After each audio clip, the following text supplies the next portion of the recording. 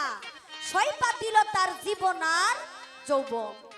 দনরক্ত যাহা ছিল চরণে সইপা দিল, বানাইল নবীরে আপনার আপন। অনেকে বলতে পারে, অনেকে জানি না, আজকে যার সাথে গান সেও বলতে পারে যে আপনি যে বললেন যে নবীর মুজিজা আছে, যে কোন মুজিজা দেখে বিবি খাদিজা রাদিয়াল্লাহু আনহা আমার নবীর প্রেমে পাগল হয়েছিল। আমরা কিন্তু যারা দুনিয়াতে নবীর উম্মত আমরা অনেকেই জানি।